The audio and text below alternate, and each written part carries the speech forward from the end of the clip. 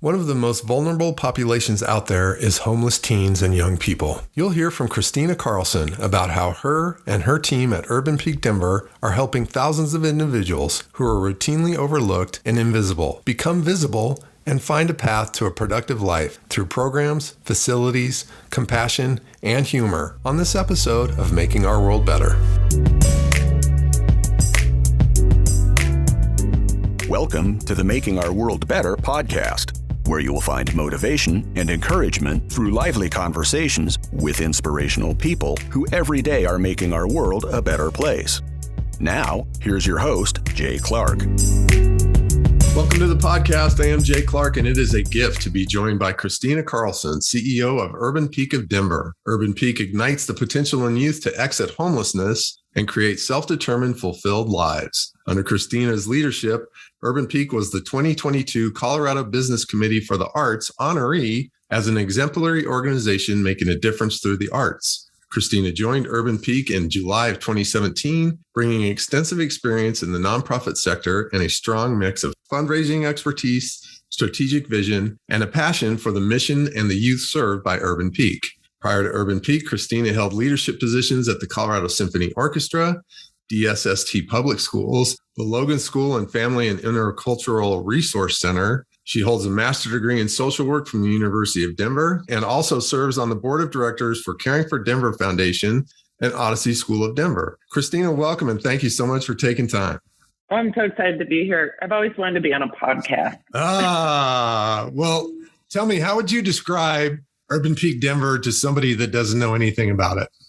So Urban Peak, we do a lot of complicated work in a lot of complicated ways. But at the end of the day, it's all about working with youth between the ages of 15 to 24 who are experiencing homelessness. And our goal is to really break that cycle of homelessness so that youth can be up and out of this system instead of spiraling within it, because we know that long periods of homelessness or chronic trauma really change the game and make it so hard to break that cycle. Yeah. So it is a super complex issue. So tell me, how do you create kind of a shallow entry point where somebody can come to you and ask for help? Because that's got to be that's got to be a huge, making that first step has got to be a huge thing, especially for young people. Yeah. I mean, I often say that, talk about bravery and resilience is these young people to be able to walk through our doors, right, when they've been let down by so many systems. Right. Just to step back, one of the things is people always say, like, why are youth homeless? And I think it's worth hitting on that. Absolutely. Because there are, of course, a million reasons, but the primary driving force behind it is around youth coming out of the foster care system. 1 out of 3 foster care youth become homeless on the day they turn 18. 1 out of 3. 1 out of 3. It's nuts. Wow. And then the family instability. And so that can be around being unstably housed or having mental health or substance misuse issues going on in the home. I mean, I often think about that. That's so much about poverty. Right. And then third is LGBTQ youth, which make up about 33 to 38% of our population. 1 out of 3 and there, we too. We serve about 1,000 unduplicated youth each year. Wow. So you think about those numbers, those are big numbers. And then you think about really marginalized populations being represented. And, we know that people of color are highly overrepresented in anywhere for people experiencing homelessness, but particularly in the youth space. So for us, what we really think about first and foremost is how do we create relationships with these young people that are safe and trusting? Because so many of them have never had that. And so how do we start from that place that's really human-centered? Right. And become partners with these young people to help change that path rather than like, hey, you should do this thing. Yeah. And so we do that. I talk about it as like what we do to get people inside and then what do we do when they're inside. And so we have shelter. We have a daytime drop-in center We're the only shelter for minors in the Denver area. We have housing. We own 68 units of supportive housing, but then we place about another 50 to 80 youth in the community and scattered site housing. Awesome. And then we have education, employment, behavioral health. We have a medical clinic. We do social emotional work. And so we really do that work once people are inside with us, because those are the life skills necessary to break that cycle. Right. And so the other piece that I think is jargon, but when we break it down is so powerful, is around trauma-informed care, which we hear all the time now, like, we do trauma-informed care. But what that really means is that we know that every young person that comes to us has experienced significant trauma. But what that means for us is when they come to us, we know it impacts how they work and how they live in the world. But instead of saying what's wrong with you, we start with what's right with you. And I think that's what's so unique about Urban Peak, and I love that. Our programs continue to be filled with joy and laughter, and, you know, teenagers are kind of gross, but also pretty awesome. So. Well, and you're probably dealing with people that don't have a lot of places where they can find that kind of joy. And I love that when you say we create relationships, and 1,000's a big number. When you think about that, you got 1,000 different, you know, ways that reasons and everything else, because every single one of them is a little bit different, right? Yeah. Yeah. I mean, you have to, you know, I think so many systems are, you know, policies are created with the best intentions, and then you get into practice and, you know, we lose focus on the uniqueness of each human. Mm-hmm. And so we have to be able to work in both phases and in both spheres. And, you know, I think that starts with relationship and trust. It does. And tell me a little bit about the history of the organization and how it's kind of evolved. Yeah. And so Urban Peak has been around for 35 years. And I grew up in Denver, and I'm older than 35. And so I think makes two of us. Yeah. So I think about, you know, 35 years ago, a group of community advocates and volunteers really began to see the explosion of youth who were experiencing homelessness on the streets. And that was like, oh, this is a different population and they need different supports. And so Urban Peak started. The hilarious thing about it is that it started in a church basement. Lots of churches take credit for it being in their basement, which is hilarious. Yeah. And then over the last 35 years, we've continued to evolve and grow. And I think we've stuck to our roots of understanding that youth are unique and need something different. And not only do we have today so much more understanding around the development of the brain and the impact of trauma and all of that. But I think, you know, day one was about how do we provide safe space and really think deeply and care about the most vulnerable in our community. And I think that's what we still do today. And it's really amazing.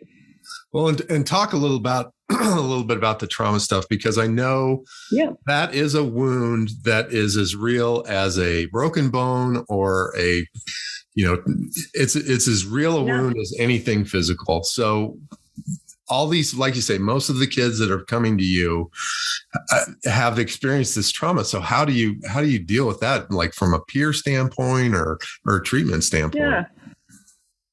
I mean, I think for all of us, you know, I think as we think about what was hard in our lives and what it looked like to move beyond it, I think there's that combination of growth and maturity. I think the support systems around us, whether that's addressing medical or behavioral health or substance misuse issues, I think it's about appropriate therapy or engaging in the community, or, you know, I think it's about really wrapping people in so much care and love. And I think for our youth, what is so important, and I have a 10-year-old and a 14-year-old, and, they say, well, what are we supposed to do? And I'm like, let's not let our most vulnerable become invisible.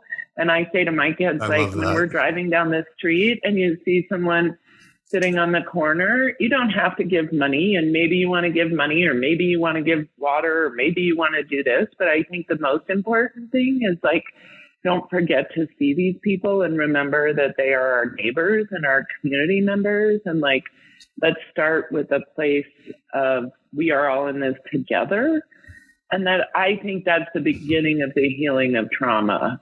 And there are a lot of complexities that people will tell you, like, no doubt, let's do harm reduction, and let's house people first, and let's rapid rehouse, and let's do this. And those are all really important best practices. But I think it's just such a base level. It's about how do we not let people become invisible, and how do we make sure that our most marginalized and vulnerable are brought into the fold, not sent out of it. I wrote that down. That should be a bumper sticker. That's fantastic. That's already a huge takeaway for me on this. But what would you say is a huge or a misperception about the population that you guys serve? It's so interesting to me because I, work in the big system around people experiencing homelessness. Right. And when I do trainings, and maybe this is interesting for your listeners, it's like, if you close your eyes and you imagine a person experiencing homelessness, what did you just imagine? And I mean, I'll ask you. So, like, when you picture a person experiencing homelessness, who is that? What does that look like? It's certainly not a young person. It's somebody who's, a substance abuser or, has addiction issues or mental health issues. And it's certainly not a young person. Yeah. And they're standing on the corner, they're living in a tent, or those kinds of things. And I think that piece around how do we broaden our understanding, and that, youth who are experiencing homelessness, I talked a little bit about foster care youth. I mean, those are kids that have been systematized and have lack of connection and lack of all of those things, and have been moved around and all of that. That's not quote unquote their fault. Right. That's sort of where they came into the world. Yeah. And so I think that's so important for us to remember. And then also, I mean, maybe you were an amazing teenager, but I made a lot of bad decisions. Yeah. And I had a family and a support system at school and in my community and with my family that when I fell, there was so many pieces to keep me together. Right. And that's not true for many, many teenagers. Sad. And so I think we just have to, maybe there's the person that was an amazing teenager that never made a bad choice. But my guess is no. And when you have less resources and less access, all of those things, those bad choices or circumstances can really, become so much bigger and has so much more impact. And I think we have to keep that in perspective. For sure. And, you have been at this out for a while now. So talk a little bit about all the different agencies around the city that you guys coordinate and have to work with. And, how on earth, from a leadership standpoint, do you keep your arms around all that? Not very well. It's funny. So I've been at Urban Peak for 5 years, and we do joke, a lot of the other leaders and staff at Urban Peak, is that living through a pandemic while running services for people experiencing homelessness, we get like an extra 20 years tacked on. I would hope. That's fair. Jeez. The pandemic has been brutal for everybody. Right. I mean, I think about it across the board, but I would also say, for people experiencing homelessness and for us as the staff that work with them, it was very complex. Right. Because you have a stay-at-home order and you don't have a home. Right. Or the 6 feet thing, or all that. But one of the really cool things that came about, I keep trying to reframe the pandemic. I'm like, this is cool. One of the things about it is that I feel like in Denver, the homeless provider network really came together in this really powerful way. And I think on my dying day, I hope I'm proud of my children. Yeah. But I think I will be really proud. I will, of course, but I will be really proud of the work that this group of providers have done. And it's called the Homeless Leadership Council. And it's made up of Catholic charities, Colorado Coalition for the Homeless, the Denver Rescue Mission, the Dolores Project, the St. Francis Center, the Gathering Place, Salvation Army, Volunteers for America, and Urban Peak. And we met daily, 7 days a week when the pandemic started for almost 6 months. And then we went to 5 days a week, and now we still meet weekly. And, we were able to do really big, impactful work together with the support of this city through the Department of Public Health and Environment and through HOST, which is the Office of Housing and Stability. And I think for me, what that has meant is not only a network of really long time impressive leaders who have taught me so much, but I think also we're really thinking systemically about this is a continuum of needs, and that there is a pipeline of what we're seeing at the end of what you're seeing on the street corner. And we got to be thinking, across that whole spectrum. And I'm really proud of what we've been able to do. And, when I list that, we have organizations that are more conservative and more liberal and all of that. And at the end of the day, we've been able to tuck some of that in our pocket and think about what's right for the people we get the honor of serving and working with.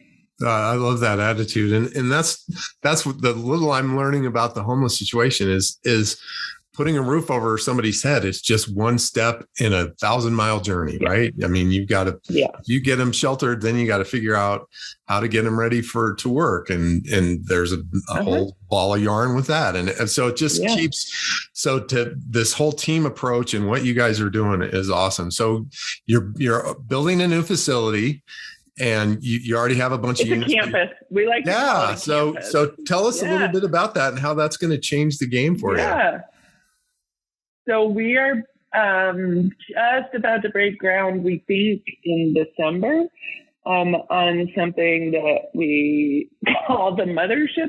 So for better or for worse, I have a very irreverent sense of humor. I think it's probably how I do this kind of work. So I called it that because I was like, the mother of all projects. And then I was like, I always felt like it was going to sort of suck me into as an alien. And I'd be like, what the hell is going on? So this campus, though, is very innovative and really thinking outside the box. But when I explain it, I think people are like, oh, yeah, that makes sense. So what we'll be able to do, it's a 4-story building, and we'll have shelter, and we will have space for minors, so youth who are under the age of 18. And then we'll be able to shelter 18 to 24-year-olds in smaller dorms, not in congregate settings. We'll have a lot of shared community space. We'll have a teaching kitchen, to your point around, how are we creating skills, not only to live independently, but to, be able to work, move into the workforce. Mm-hmm. We will have something that we call neighborhood, which if you imagine a college suite, there's shared living and dining, there's case management space, which I often say is like the RA's office. Right. And then community space. And one of the things that are really cool about those is that we can do them in affinity groups. So we could have a neighborhood that's for pregnant and parenting youth. And so maybe 2 young moms are like, hey, I'm going to school, watch my baby. And the other mom's like, I'm going to work, you watch mine. All of a sudden you have community. And maybe these moms are like, guess where we don't want to live is in a homeless or, shelter. Right. And so you can get people up and out. And then we'll have all of our support services on site. So we have a visual arts center, we have a tech lab, we have a classroom, we have group space, we have case management, we have 2 really beautiful terraces where programmatic things can happen, like yoga. Our kids love yoga, or just hanging out. And that it really, I feel like to be able to explain something like that, well, it's long-winded, it also is pretty amazing. And there really is nobody in the country doing anything like this. And it's awesome. Super cool. And I think become a national model. Yeah, it's super cool. That is super cool. Well, I always preface this one by saying it's not a fair question. I understand that. But is there a story or something, a special occurrence that really stands out to you from your time at Urban Peak? Oh, man, there are so many. I'm sure there's hundreds. That's why it's not fair. Yeah. Sophie's choice, right? I think about, I always think about various interactions I've had with youth, and often it's my most recent that impacts me the most. And so we have done one of the things that we have is we have former youth who work for us now. Oh, that's awesome. Which I think is so cool. And we have a former youth who works in our shelter now. And I was getting to talk to them. We had our big event on Friday, and I was getting to talk to them, and I was saying, what's it like to work at Urban Peak now? And what they told me was, it's like coming home and reminding the young, and explaining to these young people when they come through our doors that this is home. And, that's so powerful. And it brought me back to one of my first experiences at Urban Peak, where there was a guy who came in to get his mail, because that's one of our services. And I think he was 30 something. And I was like, hey, why are you still getting your mail here? And he was like, well, this is my home. Oh, wow. And I thought, that's an oversimplification of the entire thing, but it is those moments where I'm like, wow, look at that difference and change. That is awesome. So talk about some of the bedrock leadership principles that you lean on in this role and in some of your other roles that you've held. I think that I have three. First is my sense of humor, because I think we do hard work, and how do you find joy in it? And just, I think that's maybe my only really good redeeming quality is I'm like, oh, hey, here's a joke at least. It's the MASH thing, right? You got to laugh, otherwise you'll cry. I have a really amazing mother, and I 98% of the time take her advice. And the best advice she ever gave me about leadership is hire people that are smarter than you and get out of their way and say, thank you. How can I support you? And, it's the best advice I was ever given. That's great advice. I think it's good advice for anyone in the world is how do you find partners in the work where you don't feel threatened, but you feel like this is, having smarter people around you doesn't mean that you're not doing a good job. Right. It means you're doing the best job. Yep. That's great. Well, like you said, this work is not for the faint of heart. But what gives you hope? Parenting. That's what I learned in the last. I'm like, neither is parenting. That's for sure. But what gives you hope and what keeps you energized for Urban Peak? I think there's two parts to that. I think that so much for me is I was brought up with a lot of privilege and a lot of opportunity. And I was brought up in a family that taught me that privilege and opportunity means that we have responsibility to community. And I think I feel that every day.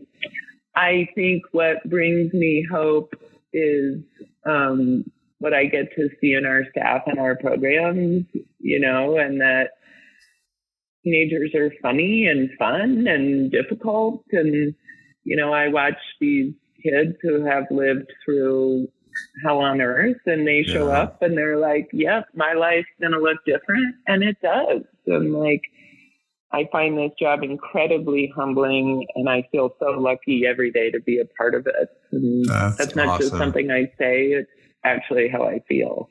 That's terrific. Well, I'll wrap these up with my last four questions. The first one is, to change gears just a little bit, what's something you will listen to, read, or watch today? Okay, so I am like a crazy music nut. Like I nice. love music. If I got to have a different job, if I did a totally different career, I want to be one of those people that gets to choose music for TV shows. So when the hero goes off, I'm like, ooh, this is the song to play. So I was driving in today and I just saw this band a couple nights ago listening to Krungben, which is a killer band out of Texas that is really amazing. So I was listening to them. Who was it? Krungben, they're killer. They're so awesome. I have to look that one up. I am a big time Deadhead, and so I'll for sure be listening to the Dead at some point today. All right. So, and I'm a podcast nut, and so I've been listening to what it is. It's like the guy who used to do You Were Wrong About, and he's doing all of this about food insecurity and fad diets. Nice. It's fascinating. That's awesome. So who would you, I think I might know the answer, but who would you say has been a big role model for you in your work and in creating kind of this service mindset that you live with? I mean, it's interesting. I've had so many really amazing role models, and, I reference my mom and she'll always be number one. And I've had so many amazing ones. I feel like I could never point to just one person, there's high school and college and all of those kind of things. Right. But I think I would be remiss to not mention Roxanne White, who was one of the original CEOs at Urban Peak. And she does work with us today. And, she's an amazing cheerleader and she gives me really good advice. And when I don't listen to it, I always regret it. Another good leadership lesson, right? So other than Urban Peak, is there an organization out there that you really admire the work they're doing or somebody you'd love to give a shout out to? I mean, I just think people that do hard work and care about people, it would be hard to choose. I do really would love to spend the day with, there are so many. I don't even know. I just feel like we all have a lot to be proud of, and there are so many leaders in this community, and I just encourage people to get excited about a cause and then go engage, because you'll get to meet somebody amazing.